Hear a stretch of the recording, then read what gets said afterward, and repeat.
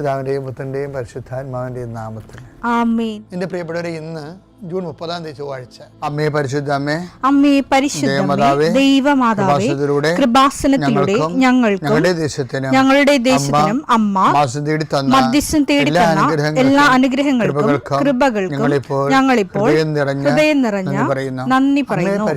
അമ്മേ പരിശുദ്ധമേ, ദൈവമാതാവേ, 2004 ഡിസംബർ 7 ഉച്ചകഴിഞ്ഞ് 2:30 കൃപാസനത്തിൽ സംഭവിച്ച അമ്മയുടെ പ്രത്യക്ഷപ്പെടലിനെക്കുറിച്ച് തിരുസഭയ്ക്ക് സമർപ്പിച്ചിരിക്കുന്ന പഠനരേഖകളുടെ മേൽ സഭാത്മകമായ പഠനം ആരംഭിക്കുവാൻ ഞങ്ങൾ പ്രാർത്ഥിക്കുന്നു.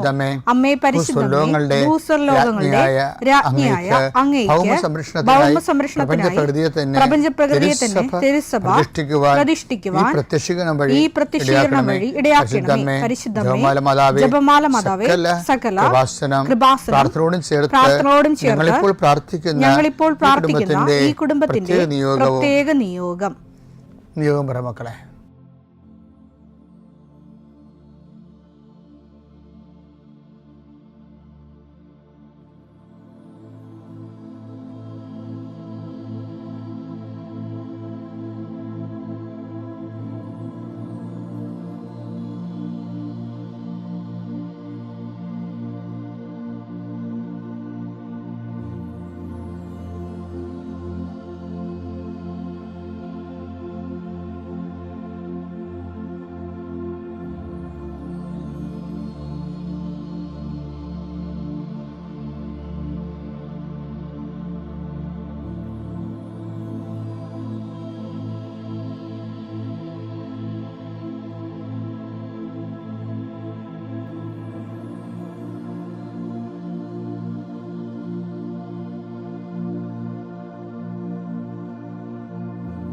അമ്മയുടെ പ്രത്യക്ഷീകരണത്തിന്റെ ഈ അനുഗ്രഹവേളയിൽ ഞങ്ങൾക്ക് സാധിച്ചു തരുവാൻ കനിയണമേ. ആമേൻ. വിശ്വാസ പ്രമാണം.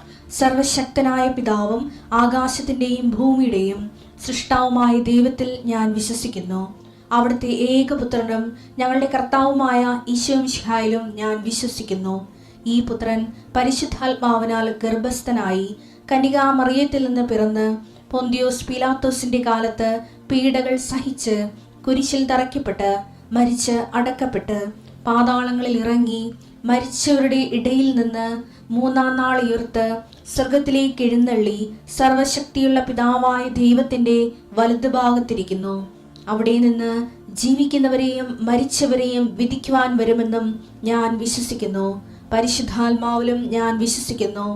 വിശുദ്ധ കത്തോലിക്കാ സഭയിലും പുണ്യവാന്മാരുടെ ഐക്യത്തിലും പാപങ്ങളുടെ മോചനത്തിലും ശരീരത്തിന്റെ ഉയർപ്പിലും നിത്യമായ ജീവിതത്തിലും ഞാൻ വിശ്വസിക്കുന്നു. ആമേൻ. സ്വർഗ്ഗസ്ഥനായ ഞങ്ങളുടെ പിതാവേ, അങ്ങയുടെ നാമം പൂജിതമാകണമേ.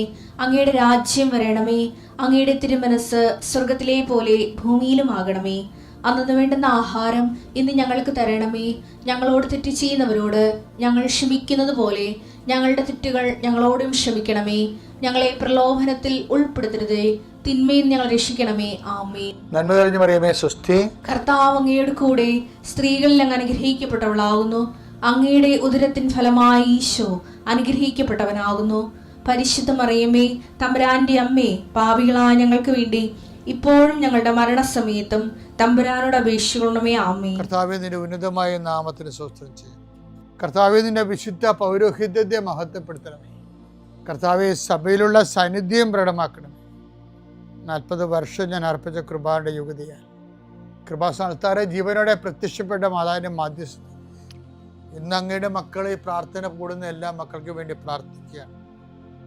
കർത്താവെ, മനസ്സ് വേദനിക്കുന്ന എല്ലാ വിഷയങ്ങളും, അവരുടെ മനസ്സ് വേദനിപ്പിക്കുന്ന എല്ലാ വ്യക്തികളും ഇപ്പോഴും ഈശോയുടെ നാമം നിർവീര്യമാകട്ടെ. കർത്താവെ, മനസ്സ് വിഷമിപ്പിക്കുന്ന സാഹചര്യങ്ങൾ, ചെയ്തെടുക്കേണ്ട ഉത്തരവാദിത്തങ്ങൾ, മറ്റുള്ളവർ നമ്മളെ പഴി പറയാൻ സാധ്യതയുള്ള എല്ലാ വിഷയത്തിൻ്റെ മേലും കർത്താവിൻ്റെ കരുണ ചൊരികയും നിങ്ങളെ കർത്താവ് ഇന്ന് നിലനിർത്തി തരികയും ചെയ്യട്ടെ. നിങ്ങൾ പോകുന്ന വഴികൾ, കണ്ടുമുട്ടുന്ന വ്യക്തികൾ, ചെയ്യുന്ന കാര്യങ്ങൾ യാത്ര ചെയ്യുന്ന വാഹനങ്ങൾ, ഒപ്പിടുന്ന പേപ്പറുകൾ, കൈമാറുന്ന രേഖകൾ, കഴിക്കുന്ന മരുന്ന് എല്ലാം മാതാവിൻ്റെ മധ്യസ്ഥതയിൽ യേശുനാമത്തിൽ അനുഗ്രഹിക്കപ്പെടുകയും നീ ദൈവത്തെ അനുഭവിക്കാൻ ഇന്ന് നിന്നെ സഹായിക്കുകയും ചെയ്യട്ടെ. നിത്യം പിതാവും പുത്രനും പരിശുദ്ധാത്മാവിൽ നീക്കുവാണ്. എൻ്റെ പ്രിയപ്പെട്ടവരെ, ഒരു വിശ്വാസി ജീവിതത്തെ സമീപിക്കുന്നതിന് വളരെ വിശ്വാസപരമായ അല്ലെങ്കിൽ സുവിശേഷ വിഹിതമായ ഒരു അപ്രോച്ച്, സമീപനമുണ്ട്. ഞാൻ എന്താ ഉദ്ദേശിക്കുന്നത് വെച്ച് കഴിഞ്ഞാൽ, ചില സമയത്ത് ചില കാര്യങ്ങൾ 100% ദൈവം തന്നെയായിരിക്കും ചെയ്യണത്. ഇപ്പം നമ്മുടെ മുമ്പിലുള്ളൊരു ഓപ്ഷൻ ഇത്രയേ ഉള്ളൂ, ദൈവം അത് ചെയ്യണം. ദൈവം അത് ചെയ്യണമെന്നുണ്ടെങ്കിൽ എന്തുകൊണ്ട് നമുക്കത് ചെയ്തു തരണം? ഞാൻ പണ്ടൊരു കഥാപുസ്തകം എഴുതിയിട്ടുണ്ട്, നിയ മിലാനിയുടെ നിഗൂഢ കമ്പങ്ങൾ. ഒരപ്പനും മകളും തമ്മിലുള്ള സ്നേഹത്തിൻ്റെ കഥയാണ്. അതിൽ കുറേ കഥകൾ വേറെയുണ്ട്. ആനിമൽസിനെയൊക്കെ വെച്ചൊരു കഥയുണ്ട്. അതിൻ്റെ അത് ഒരു തവളയെ ഒരു പാമ്പ് ഓടിച്ചെടുത്ത്, അത് ഞാൻ ഉണ്ടാക്കിയെടുത്തൊരു കെട്ടുകഥയാണ് ശരിക്കും പറഞ്ഞാൽ. ഞാൻ ചില കാര്യങ്ങളെക്കുറിച്ച് ആലോചിക്കുമ്പോൾ അതിനെ അവതരിപ്പിക്കാൻ വേണ്ടി പ്രകൃതിയിൽ നടക്കുന്ന ചില സംഭവങ്ങളെ എൻ്റെ കൂട്ടിനെ എടുക്കും. അപ്പം അങ്ങനെ കഥ ഉണ്ടാക്കിയതാണ്. ഇപ്പോൾ ഒരു തവള അവിടെ ഇരിക്കുന്ന, ഒരു തോട്ടിലെ മരത്തടിയിൽ തവള ഇരിക്കണം. അപ്പോഴൊരു പാമ്പ് രാവിലെ വരികയും പാമ്പ് തവളയെ പിടിക്കാൻ പോകുമ്പോൾ ദൈവം തവളയോട് പറയും, എന്താണ് പറയണത്? ദേ പാമ്പ് എന്ന് പറയും. അപ്പം തന്നെ തവള 4 കാലേ വീണ് ഓടി 8 കാലേ ചാടും, രക്ഷപ്പെടും. അപ്പം പാമ്പ് ദയനീയമായി ദൈവത്തിൻ്റെ മുഖത്തേക്ക് നോക്കും. പാമ്പ് ദൈവത്തോട് ചോദിക്കും, അവനെ സൃഷ്ടിച്ച കൈകൊണ്ടല്ലേ എന്നെ സൃഷ്ടിച്ചത്? എൻ്റെ ബ്രേക്ക്ഫാസ്റ്റാണ് ദൈവം കളഞ്ഞത്. എനിക്കപ്പോൾ വിശക്കണമല്ലോ, ഞാൻ എങ്ങനെ ജീവിക്കുമെന്ന് ചോദിക്കും. അപ്പം ദൈവം പറയും, അവൻ പ്രാർത്ഥിക്കരുന്ന തവള. അപ്പോൾ പ്രാർത്ഥിക്കുമ്പോൾ എനിക്ക് പ്രാർത്ഥിക്കുന്ന ആൾക്കാരെ കേൾക്കേണ്ടി വരും. ഇനി പ്രാർത്ഥിക്കാത്ത ഏതെങ്കിലും തവള ഉണ്ടെങ്കിൽ നീ പിടിച്ചോളാൻ പറയും. അങ്ങനെ ദൈവം അത് കോംപ്രമൈസ് ചെയ്യണത് അങ്ങനെയാണ്. പ്രാർത്ഥിക്കാത്ത ഏതെങ്കിലും തവള ഉണ്ടെങ്കിൽ പിടിക്കും. അപ്പോഴേ വൈ ഷുഡ് വി പ്രേ എന്നുള്ളതിൻ്റെ ഉത്തരവാണത്.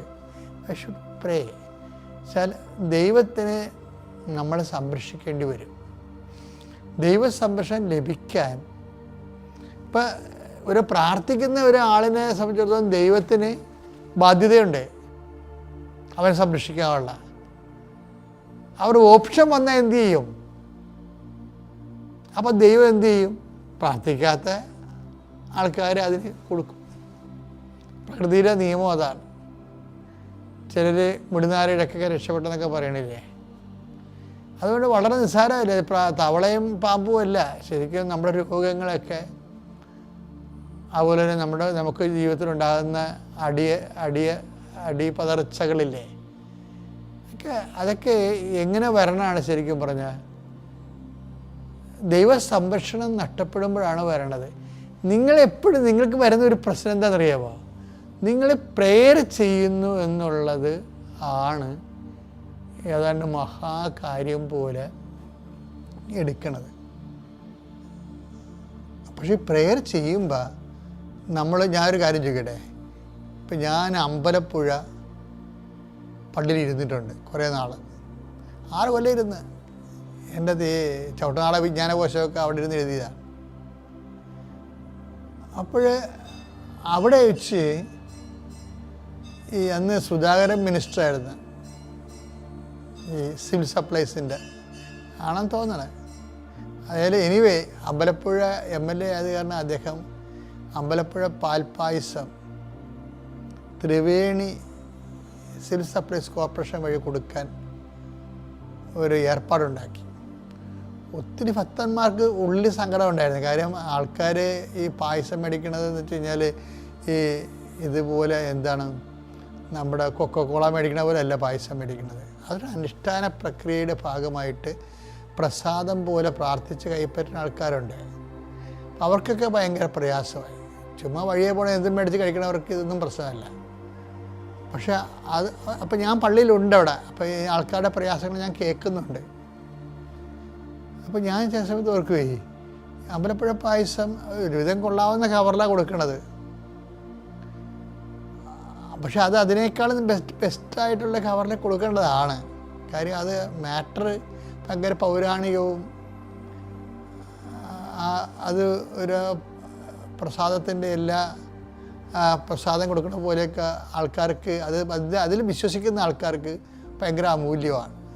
അപ്പോൾ അവർക്ക് അതുപോലെ പ്രസൻറ്റ് ചെയ്യേണ്ടതാണത്. ഞാൻ നിങ്ങളോട് ചോദിക്കണേ, ഈ അമ്പലപ്പുഴ പാൽപ്പായസമേ കോളാമ്പി തന്നാൽ എങ്ങനെ ഇരിക്കും? അപ്പം കാര്യം മനസ്സിലായില്ല. ഞാൻ നിങ്ങൾ കോളാമ്പി കൊടുക്കുക, അത് ഞാൻ ആക്ഷേപിച്ച് സംസാരിക്കുകയല്ല. അമ്പലപ്പുഴ പായസം കോളാമ്പി തന്നാൽ എങ്ങനെ ഇരിക്കും? അതൊരു സ്വർണ്ണപ്പാത്രത്തിൽ തന്നാൽ എങ്ങനെ ഇരിക്കും? അതാണ് രണ്ട് വ്യത്യാസം എന്ന് പറഞ്ഞാൽ.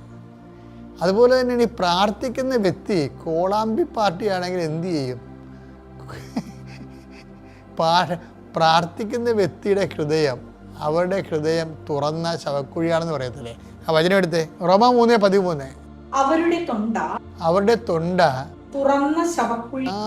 ദ്വയാർത്ഥ പ്രയോഗങ്ങള്, തെറികള്, തന്തക്കുവിളികള്, തോന്നിവാസങ്ങള്, തങ്ങളെ പിടിച്ചിടം ജയിക്കാൻ വേണ്ടിയുള്ള എല്ലാ മലിന വാക്കുകളൊക്കെ ഉപയോഗിക്കുമ്പോൾ എന്താ ബൈബിൾ പറഞ്ഞത്? എന്താണ്? അവരുടെ തൊണ്ട തുറന്ന ശവക്കുഴിയാണ്. ഇപ്പം കയ്യിൽ ചതിപ്രയോഗമുണ്ട്, അതുപോലെ തന്നെ മലിനമസമായ ദ്വയാർത്ഥ പ്രയോഗങ്ങളുണ്ട്, അതുപോലെ തന്നെ തെറി പോലുള്ള തോന്നിവാസങ്ങൾ പറയുന്നവരാണെങ്കിൽ നിങ്ങൾ കോളാമ്പിയാണ് ശരിക്കും. അവിടെ ആ കോളാമ്പി കൊണ്ടുവന്ന് ദൈവത്തിന് പ്രാർത്ഥന കൊടുക്കുമ്പോൾ അമ്പലപ്പുഴ പാൽപ്പായസം കോളാമ്പി കൊടുക്കുന്ന പോലെ ഇരിക്കും. പാൽപ്പായസം എന്ന് പറഞ്ഞാലും ദൈവം അത് റിജക്റ്റ് ചെയ്യും. അപ്പോൾ നമ്മളെപ്പോഴും ചോദിക്കണം, പ്രാർത്ഥിക്കുന്നതെന്ന് പറയുമ്പോൾ ഭയങ്കര റിസ്ക് പിടിച്ച പരിപാടിയാണ്. ഇപ്പം ഞാനൊക്കെ ചില സമയത്ത് ഭക്ഷണം കഴിക്കാൻ വരുമ്പോഴും ഞാൻ പ്ലേറ്റ് മണത്ത് നോക്കും. കാരണം ധൃതിക്ക് കഴുകണമല്ലേ. ചില സമയത്ത് ഫ്രഷ് സ്മെല്ലുണ്ടാകത്തില്ല. ഇപ്പം നല്ല ഹോട്ടലിലൊക്കെ പോയി ഭക്ഷണം കഴിച്ചാൽ അവർ ആ ചൂടുവെള്ളത്തിലിട്ട് പ്ലേറ്റ് കൂടെ നമ്മുടെ മുമ്പ് വെക്കത്തുള്ളൂ. നമുക്ക് കോൺഫിഡൻസാണ്. അപ്പോൾ അതുപോലെ തന്നെ ഇത് വരുമ്പോൾ നമ്മളെന്ത് രണ്ടാമത് കഴുകും.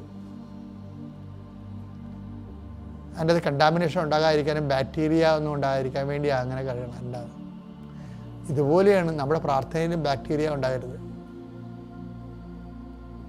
പ്രാർത്ഥനയിൽ ബാക്ടീരിയ, പക്ഷേ ഈ ആൾക്കാരുടെ ഒരു കുഴപ്പം വെച്ചാൽ പകുതി മുക്കാൽ ആൾക്കാരുടെയും പ്രാർത്ഥനയിൽ ബാക്ടീരിയ ഉണ്ട്. അത് ബൈബിൾ പറയണത് തുറന്ന ശവക്കുഴി എന്ന് പറയുമ്പോൾ പിന്നെ എൻ്റെ അപ്പുറത്ത് വല്ലതും പറയാനുണ്ട്. അപ്പോൾ വളരെ അത്രയും ശ്രദ്ധിക്കുന്നുണ്ടെന്ന് മനസ്സിലായില്ലേ വചനം? അതുകൊണ്ട് നമ്മൾ ശ്രദ്ധിക്കണം. നമ്മളുടെ പ്രാർത്ഥനകൾ നല്ല പൊന്നിൻ്റെ താലത്തിൽ വെച്ച് ദൈവത്തിന് കൊടുക്കാൻ കഴിയണം. എന്നാൽ പിന്നെ പ്രാർത്ഥനയ്ക്ക് ഗ്യാരണ്ടിയായി. അതുകൊണ്ട് തന്നെ കാര്യങ്ങൾ നിവർത്തിക്കും. പിതാവിൻ്റെയും പുത്രൻ്റെയും പരിശുദ്ധാത്മാവിൻ്റെയും നാമത്തിൽ.